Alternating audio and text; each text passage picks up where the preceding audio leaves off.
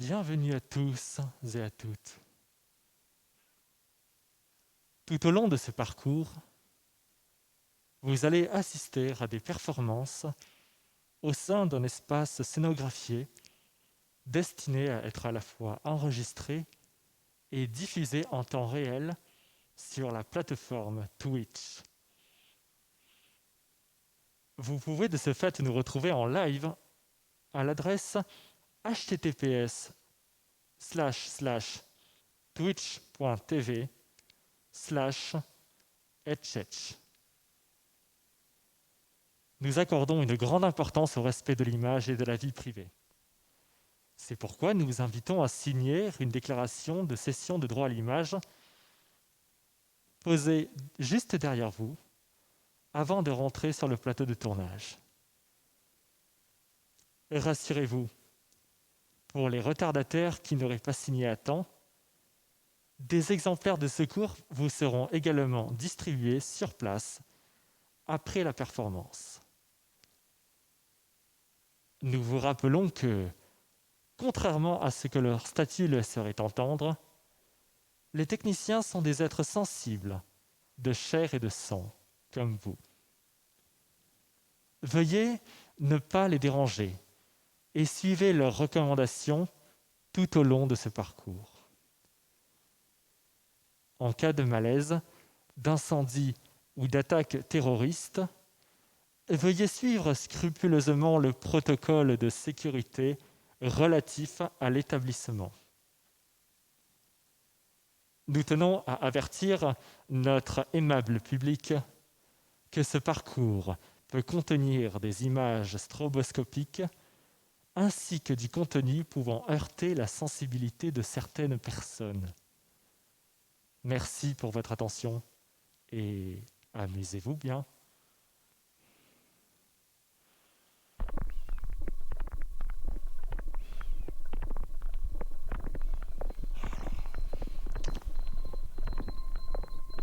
Mes chers sujets et mes chers alliés de longue date, si je me tiens face à vous aujourd'hui, moi, Amédée, troisième du nom, prince légitime du Meurtillon, c'est pour réaffirmer notre amitié sans faille et notre unité de longue date. Si je me tiens face à vous aujourd'hui, c'est pour réaffirmer notre position communément décidée et entretenue.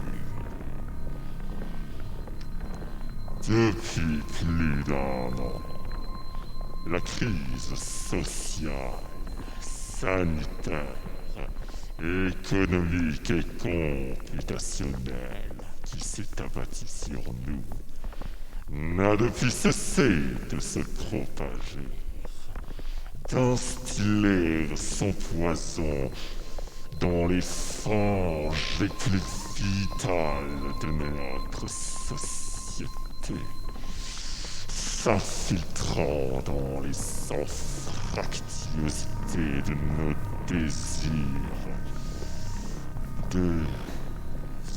d'action, de maîtrise et de possession. Nous sommes en état de choc. Et cette crise, qui est amenée à persister, nous condamne à une transformation sans compromis. Le péril auquel nous devons faire face est autour de nous et parmi nous, indiscernable et imperceptible. L'ennemi nous guette Et nous devons rester plus que jamais unis. Au nom des valeurs qui animent notre principauté. Et c'est pourquoi je me tiens face à vous aujourd'hui, moi, Amédée troisième du nom prince de Mertillon. Nous vivons une période de division. Des personnes que nous appelions auparavant frères, et auxquels nous n'accorderions plus maintenant le qualificatif d'humain, tant leurs actions nous paraissent répugnantes et répréhensibles. Ces derniers croient, au nom d'un idéal, lutter pour une révolution, mais il s'agit de...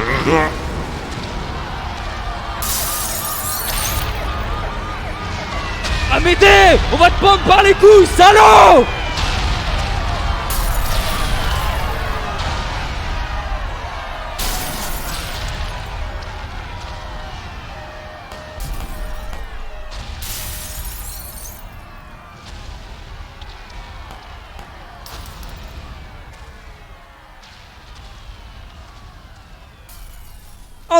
Ok, parfait, c'est super, ça marche super bien, c'est dans la boîte.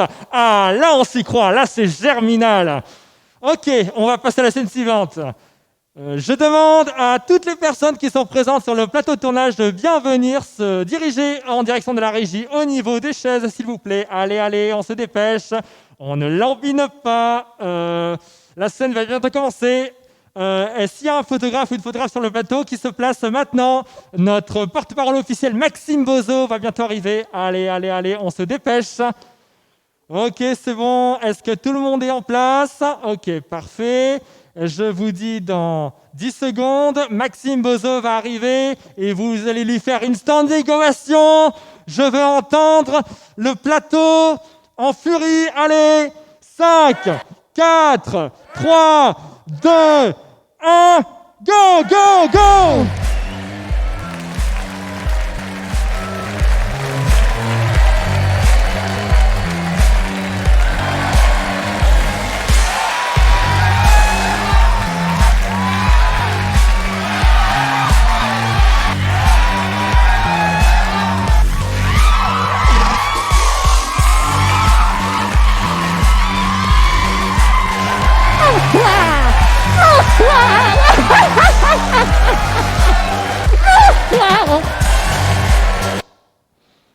Bonjour à tous et bienvenue pour cette conférence de presse.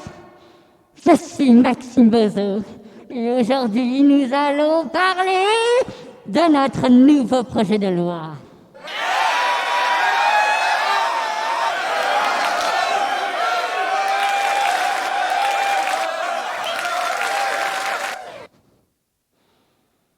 Alors, en quoi consiste notre projet de loi? Eh bien, c'est très simple. Le projet de loi d'aujourd'hui va concerner la certification numérique.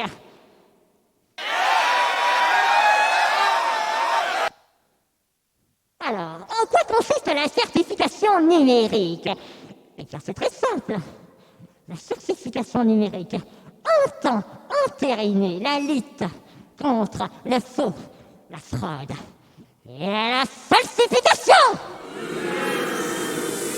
Eh oui, mes amis, mes chers concitoyens, nous vivons une période trouble, une période d'insécurité permanente, de troubles généralisés à l'ordre établi. Et c'est pourquoi nous devons réaffirmer notre unité, conformément aux préceptes dictés par notre prince tant chéri, Amédée troisième du nom, prince de Mertillon.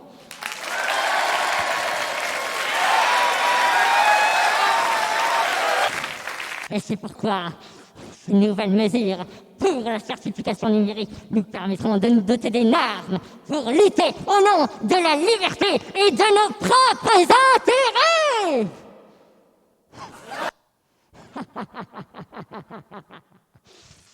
Je vous aime. Est-ce que vous êtes avec moi? Je veux que vous soyez tous avec nous, au nom de notre principauté. Je veux que nous réussissions à retrouver l'unité que nous chérissons tant et que nous avons perdue dans cette période trouble. Aidez-nous à réaliser ce rêve.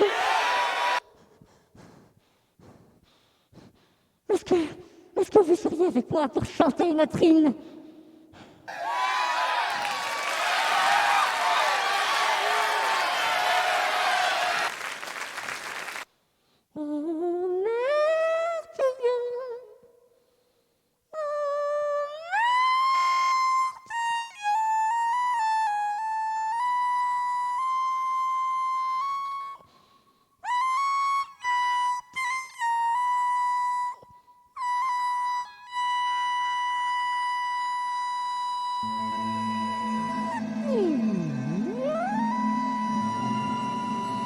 Certification numérique entend entériner la lutte contre nos libertés et pour nos intérêts.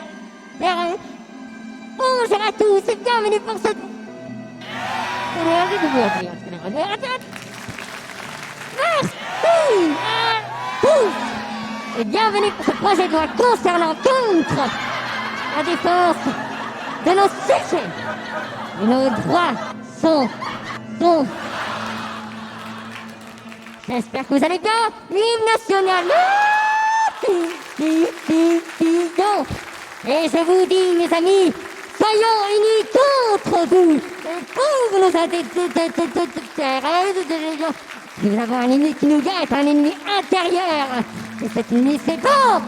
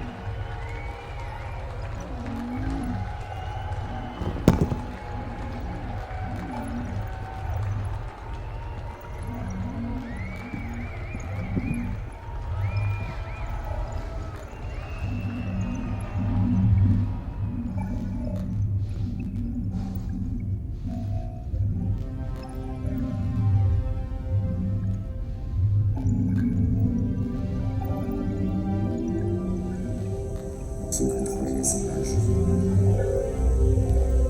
Qui contrôle les réseaux de communication? Qui contrôle les médias? Qui contrôle la censure? Qui contrôle le nouvelle? Qui contrôle la vérité? Car celui qui contrôle la vérité contrôle le monde.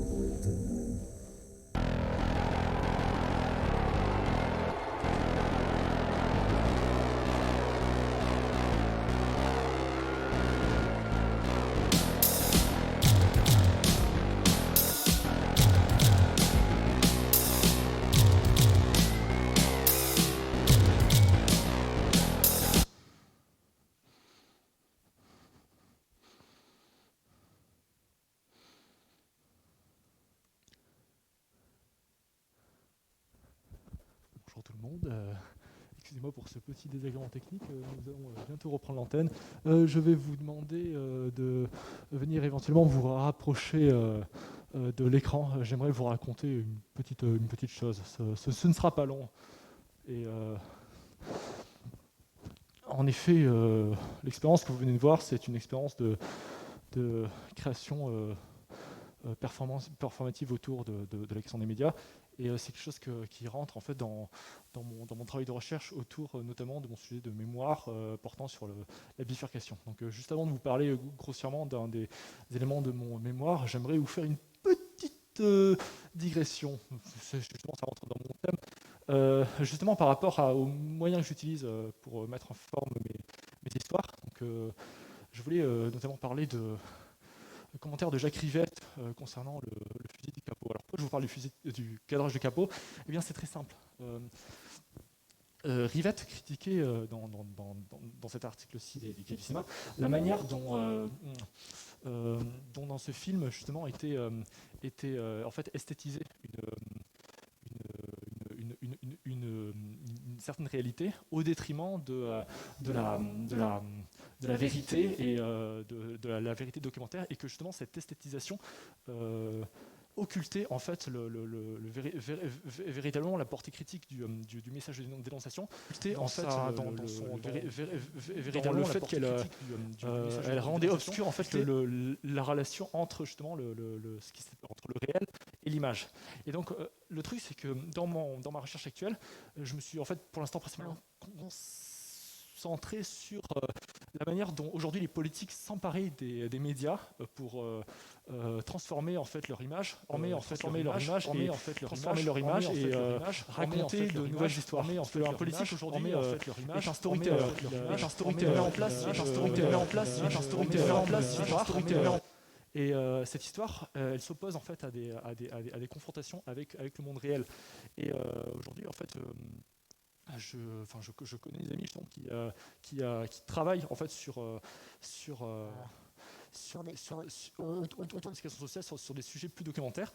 En fait, par rapport à ça, j'avais plutôt envie de m'intéresser à l'autre frange, qui était comment on parvenait en fait à créer cette fabrique du consentement à travers ces nouveaux canaux médiatiques.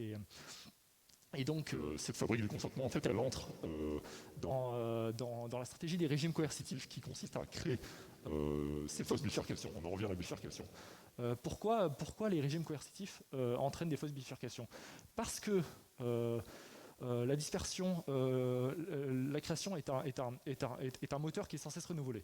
Et en fait, pour parvenir à juguler cette espèce d'énergie, la création il faut lui donner du grain à moudre. Et donc, créer la dispersion, la création est un moteur qui est sans cesse renouvelé. De pouvoir la dispersion, l'énergie, et ainsi pouvoir entretenir un statu quo.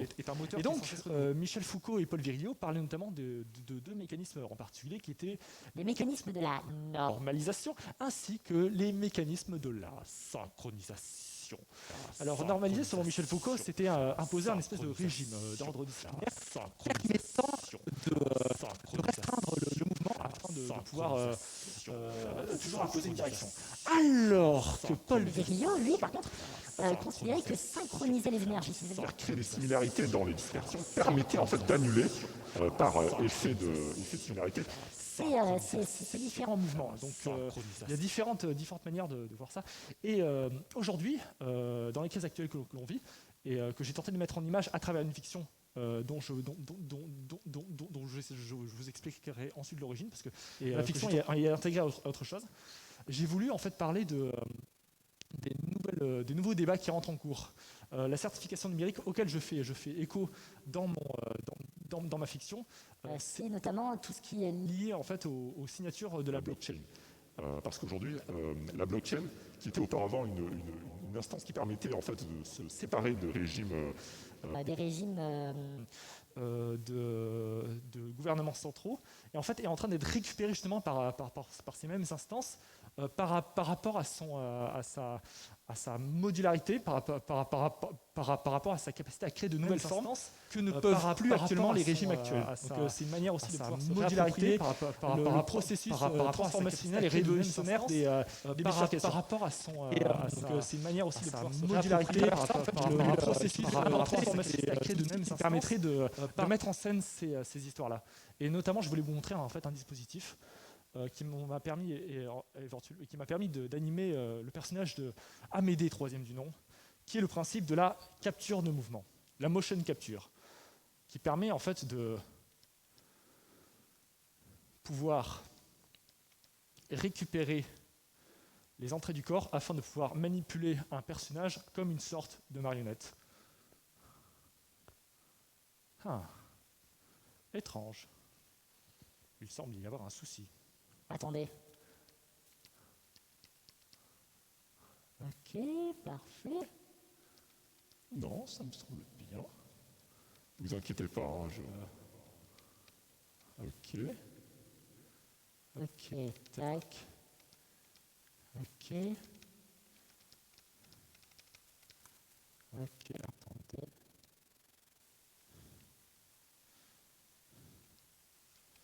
Attendez, tac. C'est bon. C'est bon. Ça marche. Voilà, comme vous pouvez le voir, la marionnette est manipulée par mon corps.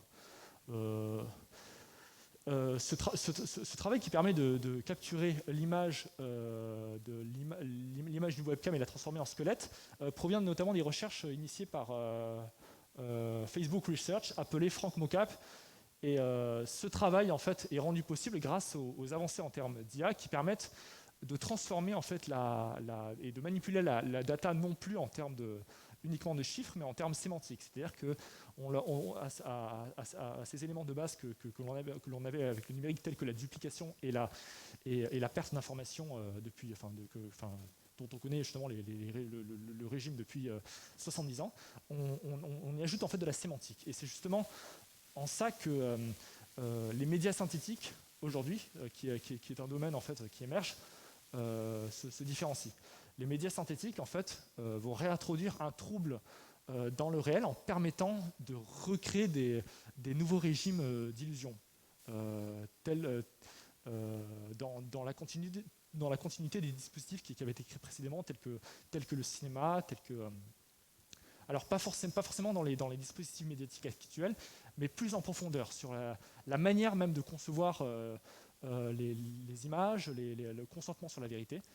Et techniquement, en fait, je me suis aussi lancé dans un travail de recréation de scènes, en fait, en utilisant les dernières méthodes de travail, en essayant de m'inspirer des dernières méthodes de travail de ce que l'on pouvait trouver en fait dans la production virtuelle. C'est quelque chose qui m'intéresse beaucoup parce que l'idée, c'est de pouvoir en fait synchroniser à la fois des éléments sur plateau et à la fois des éléments virtuels.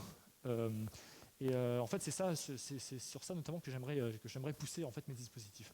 Le souci, c'est qu'en fait, bien que mon défi en fait ait été de pouvoir en fait bosser avec plusieurs personnes simultanément, de pouvoir leur donner des consignes, j'ai pu me rendre compte que dans les moyens qui m'étaient alloués, dans mes compétences actuelles et dans ma capacité à me projeter, j'étais pas forcément encore prêt à pouvoir forcément avancer comme je le voulais. Et du coup, moi, ce qui m'intéresse, en fait, ce serait de pouvoir en fait chercher en fait, ultérieurement, j'essaie de me projeter pour après. Moi, ce qui m'intéresse vraiment, parce que en fait, vraiment, la prod virtuelle, ça m'intéresse bien, mais j'ai besoin en fait de travailler plutôt en tant que facilitateur. C'est vraiment cette position de facilitateur qui m'intéresse plus que la position de réalisateur en soi. Et en fait, ma manière en fait de concevoir mes nouvelles interfaces, mes nouvelles histoires, ce serait en fait un peu à travers la question des NFT. Et là, je vais ouvrir là-dessus. Vous pouvez me poser des questions par rapport à des choses que vous n'avez pas compris. Ensuite, je vous montrerai autre chose. C'est pour ça que je voulais. Oui. Bien sûr. Ouais, j'avais besoin de poser un peu le cadre pour.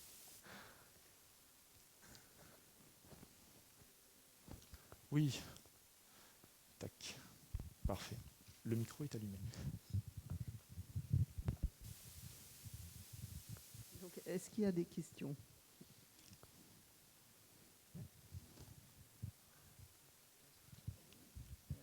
Oui, j'ai peut-être. Ah non, vas-y. Moi, j'ai juste une petite question. Est-ce que la pièce Oui. que tu nous présentes aujourd'hui, c'est la performance ou c'était projet sur Twitch aussi, je crois. Ouais, il y a. Et donc, c'est ce travail sur l'image. C'est ça. c'est ça. En fait, j'ai voulu penser l'espace de tournage, l'espace du plateau, comme un parcours scénographié, comme une manière aussi de créer des images sur place, et comme une manière de montrer ces images qui sont créées sur place. Donc il y a à la fois aussi, je reviens à l'ancienne histoire du dispositif du cinéma qui était de pouvoir créer les images et les montrer dans le même dispositif, quoi. Donc c'est vrai que... C'est-à-dire qu'en fait, le fait d'être présent compte. C'est-à-dire que nous, on n'aurait pas pu le voir. Enfin, si on le regardait sur Twitch, on perdait quelque chose. On a autre chose. Donc c'est aussi pour ça. Alors en fait, initialement, moi, ce que je voulais aussi tester sur Twitch, ce que j'ai pas pu tester pour des raisons de problèmes techniques, je voulais tester en fait les systèmes interactifs. En fait, je me suis intéressé à cette plateforme quand j'ai vu que il y avait la possibilité de créer des scripts, des déclencheurs permettant d'activer des choses dans mes scènes. Et, oui. Ouais, j'ai une question. Est-ce que là, actuellement, c'est quand même capté sur Twitch et diffusé ou pas? Là, oui, c'est diffusé. Ouais. Donc, parce que ton compte, tu l'as depuis très longtemps. Oui, je l'ai Peut-être pas déjà depuis très longtemps. Bon, Mais, peut-être depuis 1 an, peut-être. Oui, 6 mois. 6 mois. Très, très récent. D'accord. Est-ce qu'il y a déjà des gens qui te suivent, qui sont très fidèles ou pas du tout? J'ai pas de grande fanbase solide, fidèle. J'ai 2-3 amis qui vont me voir. C'est un début, c'est pour ça que ce qui m'intéresse, c'est plus de développer les outils, Ouais. et ensuite de pouvoir développer une approche qui me permettrait de créer une fidélisation. Parce que en fait, c'est deux choses très différentes. La communication, fidéliser des gens, Oui. directement et sur le long terme, et créer des choses, des éléments. C'est pour ça que je revenais tout à l'heure à la question de facilitateur. Je pense pas forcément vouloir tout régir, tout maîtriser, parce que c'est peut-être pas forcément là où je suis le meilleur. J'aime bien me concentrer sur certains points en particulier, parce que je sens qu'il y a une dérobée, bon, je reviens toujours à la bifurcation, une dérobée sur laquelle je me sens plus à l'aise, où je suis un peu plus capable de creuser. Mais en quoi cette dérobée ou cette bifurcation ne te positionne pas comme réalisateur? Parce que en réalisation, il faut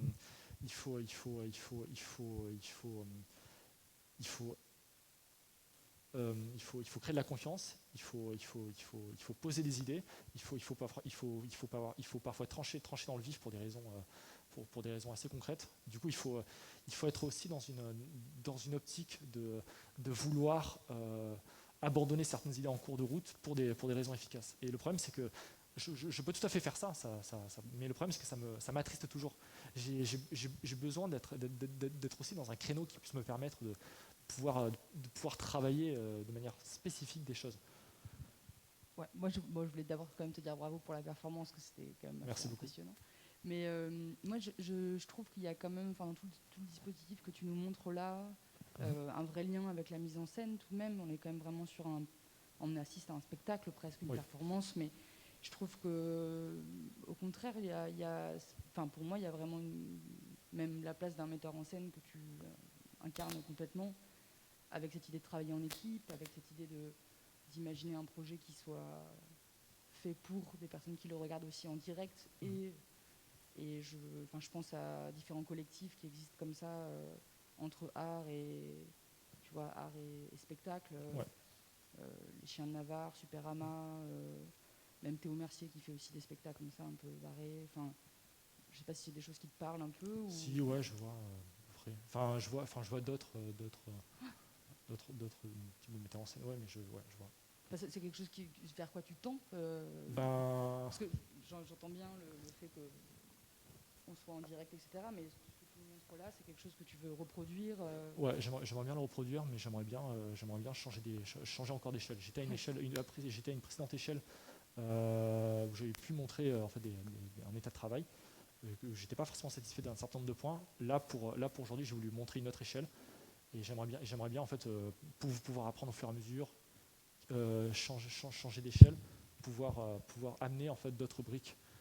Parce que en vrai ce qui est bien dans une régie, c'est que c'est toujours une brique, c'est toujours brique après brique. Et ensuite, il faut pouvoir coordonner, parce que plus on ajoute de briques, plus on complexifie aussi les interactions. Donc plus il faut diviser aussi la manière dont on... Oui. Désolé. Ah mince. Là, c'est mis. Ah bien sûr. Attention, je vais enlever mon masque. Voilà, j'ai enlevé mon masque. Et je trouve que... où on était, je crois que je me suis perdu un peu en cours de route. Non, mais oui, tu as envie de rajouter des briques et de... Oui, ouais. J'aime bien parler de briques parce que c'est vrai que dans ma manière de travailler, je suis quelqu'un de très itératif. Et c'est pour ça aussi que j'ai travaillé mon mémoire sous forme de dépôt. D'ailleurs, même je tenais à vous montrer la manière aussi dont je travaille actuellement mon projet de fiction autour des mondes numériques. Donc en fait, initialement, je voulais travailler sur de la VR, sur de la réalité virtuelle. Donc moi actuellement, j'ai un début de proto, sans forcément rien de très intéressant à montrer, c'est juste une pièce noire avec une personne à l'intérieur. Mais outre cet élément, cet élément de réalité virtuelle, moi ce qui m'intéressait, c'était de créer un lore, un univers de fiction qui serait inhérent en fait aux spécificités de notre monde numérique actuel, vachement inspiré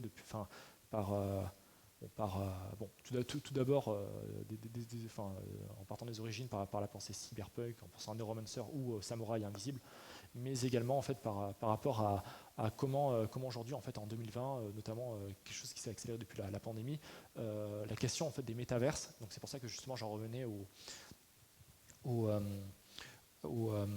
choses, aux NFT, ce qu'on appelle les non-fungible tokens, comment la question des métaverses va rentrer aussi en considération dans la création d'éléments numériques persistants.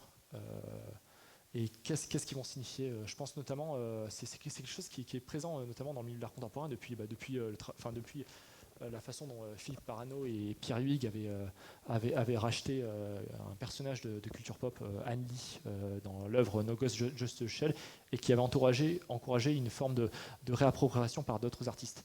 Et je peux aussi notamment parler du récent manifeste qui avait été fait par Robert Tallis à propos de ce que l'on appelle maintenant les INFT, c'est-à-dire les intelligences artificielles sous forme d'assets numériques dans la blockchain, avec une certaine signature numérique permettant de certifier une authentification par rapport au marché de l'art, mais aussi une authentification sur la manière dont marche l'œuvre. C'est-à-dire que on réintroduit la question de l'œuvre processuelle dans la nature du code même. Ça, c'est ton mémoire ? Ça, c'est pas mon mémoire, c'est mes réflexions sur mon sujet de fiction. Donc, mon sujet de fiction parle de la question de ce qu'on appelle l'ère post-vérité. C'est-à-dire qu'aujourd'hui, avec la prolifération des techniques de deepfake et aussi avec l'émergence en politique des sciences cognitives, justement, comment les débats aujourd'hui peuvent être biaisés et orientés de manière à pouvoir propager stratégiquement de fausses nouvelles pour pouvoir influencer les débats en cours. Je pense notamment à l'affaire Cambridge Analytica qui a permis notamment de faire élire, de permettre le Brexit.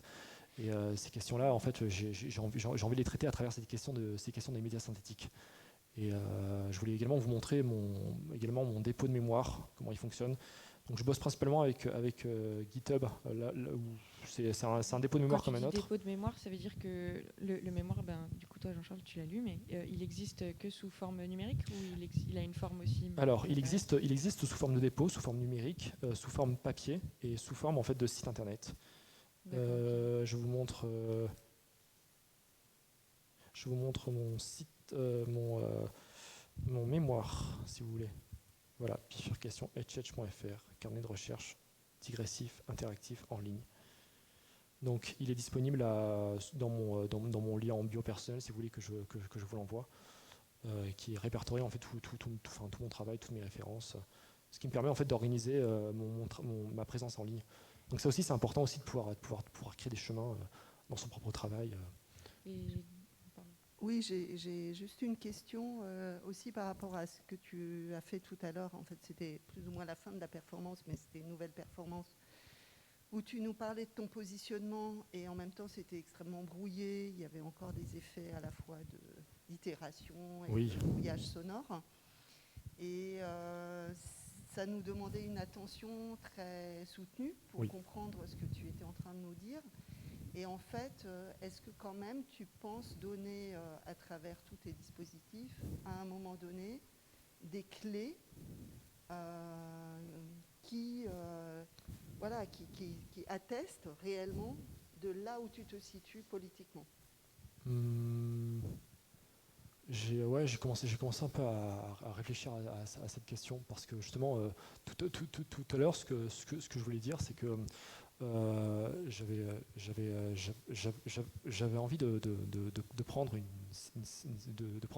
certaine ligne politique et de dénoncer aussi une manière dont les régimes coercitifs imposaient une forme de contrôle des esprits à travers ces nouveaux dispositifs.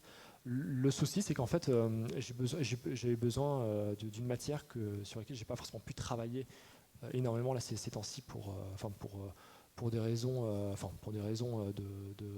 de recherche, de priorité de recherche en cours, mais aussi parce que justement je voyais d'autres personnes qui bossaient d'une autre manière, qui creusaient vraiment ces questions que j'ai à peine effleurées, que j'ai pas encore vraiment creusées. Et c'est peut-être aussi en creusant ce que j'ai pas encore exploré que je permettrai encore de me positionner de manière plus claire. Mais c'est vrai que j'ai toujours j'ai toujours de mal à assumer le fait de vouloir me positionner, parce qu'en fait j'ai des biais, j'ai moi-même des biais, et j'ai des lacunes sur le plan de la culture politique. J'essaie de les compenser un peu comme je peux, voilà, en essayant d'exercer mon esprit critique, sans forcément être partisan. J'essaie de creuser, d'être clair, de penser aussi, d'avoir conscience de quelle est ma place en fait actuellement, comment j'existe dans la société, c'est quoi mes antécédents, il y a toujours ces questions-là. Mais c'est pour ça que c'est quelque chose qui est comme un peu de laine qu'on peut continuer à dérouler. Pour toi, là, tout à l'heure, on parlait un peu de mise en scène, d'un côté très spectacle, théâtral. Oui. Donc, il y a une incarnation dans le réel. Ouais. On est ensemble et on participe et on est témoin de ce que tu nous montres et de ce que tu nous livres. Et l'incarnation virtuelle aussi, pour toi, c'est des choses qui communiquent et c'est nécessairement réciproque. Il y a forcément, les deux doivent forcément exister ensemble. Au-delà de dispositifs techniques, ce qui est intéressant aussi, c'est le retour au mythe, à l'histoire, au fait de raconter des histoires et au fait aussi d'être sensible à des fictions. Je pense notamment, ce qui m'a vachement inspiré dans la création de ces personnages virtuels, c'est la relation, les relations parasociales que l'on pouvait entretenir vis-à-vis de certaines présences numériques. Alors des présences numériques de personnes réelles ou de personnes imaginaires, ça dépend. Par exemple, il y a beaucoup de personnes qui ont pour point commun de constituer un réseau d'éléments permettant de créer la genèse d'un personnage de fiction ou le parcours d'un artiste, parce qu'il y a une forme d'entente commune, d'appréciation commune sur un sujet en particulier. Et c'est vrai que les histoires, elles ont aussi une capacité, et c'est leur qualité à pouvoir mobiliser des gens, mobiliser les imaginaires. C'est souvent une bonne manière pour commencer. C'est pas l'imaginaire fait pas tout. Parce qu'après, d'un point de vue matérialiste, c'est les actions que l'on fait dans la réalité qui ont concrètement du sens. Mais les imaginaires sont un moteur, un point de départ. Comme je disais tout à l'heure, c'est une phrase un peu bateau, mais je disais oui, les désirs de bifurquer sont infinis. C'est C'est toujours ça. Non, ça fait une petite note de fin assez cocasse.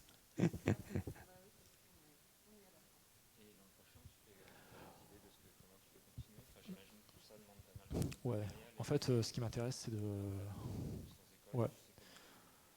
J'ai réfléchi de plusieurs manières. Bon, j'ai toujours le choix en fait, de continuer à chercher des résidences d'artistes, de trouver des stages, ou de continuer une pratique personnelle tout en pouvant me dégager une source de revenus annexe, secondaire. Mais la question que je me pose, c'est que pour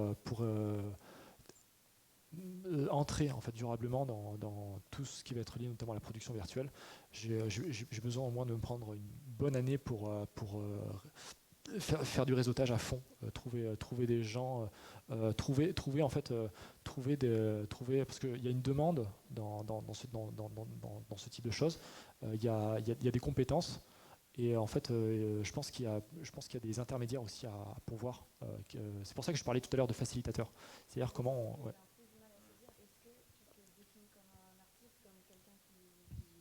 Qui est dans, je sais pas, une dynamique de création ou... Parce que facilitateur, j'arrive pas à saisir un peu... Les deux sont pas incompatibles. C'est-à-dire que artiste et facilitateur en méthode de création, en flux de création, flux de travail. J'aime bien le terme de flux parce que dans l'idée du flux, il y a une continuité, une redéfinition permanente, et c'est aussi quelque chose qui se rapproche plus d'un travail d'artiste, plus que les méthodes, introduire des méthodes pouvant être remodelées, mais le flux c'est plus de la terre, c'est de l'eau que c'est. Oui. Ouais. Alors post-diplôme, ouais, j'avais envisagé de tenter le concours du Frénois, mais quand j'ai voulu tenter cette année, je sentais que mon dispositif était pas encore à un niveau. Bon là, j'ai montré à un autre niveau, mais il n'était pas encore à un niveau que j'estimais suffisamment viable et valable pour le Frénois. Mais après, ce qui est intéressant là-bas, c'est de prévoir sur 2 ans un accompagnement. Voilà, ça c'est cool, ça m'intéresse bien aussi. Je vous remercie et je vous dis à bientôt, à tout à l'heure. Merci. Merci beaucoup. Est-ce que je peux vous laisser ça? Ouais. Merci.